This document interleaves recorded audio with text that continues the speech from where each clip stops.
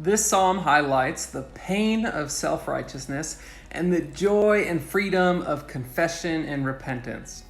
The other day, Sammy was watching a show and I was doing other things around the house, but I caught snippets of it. And the gist is the mom had an affair, the dad figured it out and called her out. And the mom's response was, "How dare you? I'm a good person.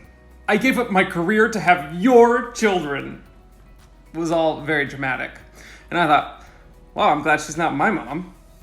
And I also thought, what a great example of self-righteousness. She turns a blind eye to her own unfaithfulness and then explains she's still a good person because she did something totally unrelated. Self-righteousness is an insidious poison that kills us very slowly. And it's attractive at first because it temporarily makes us feel good about ourselves. But over time, because none of us are truly righteous on our own, the burden of being self-righteous is crushing. You have to somehow justify all the evil things that you think, say, and do, and that's a lot of things. And as you somehow justify each act, you are less and less aligned with reality, which inevitably causes dissonance in your life and is the path towards mental illness.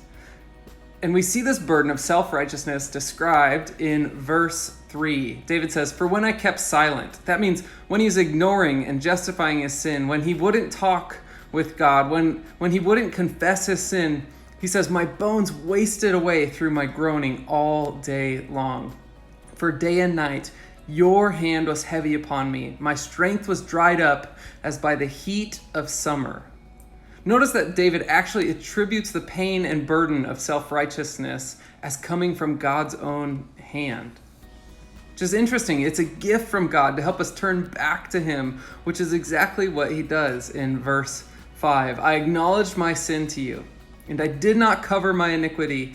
I said, I will confess my transgressions to the Lord, and you forgave the iniquity of my sin." So the good word for you today is to confess. Embrace the gift that confession and repentance is.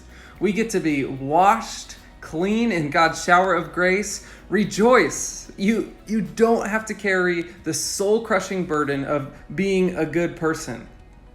For many are the sorrows of the wicked, but those who confess their sins to the Lord are surrounded in his steadfast love. Confess, trust, and be surrounded by his love today.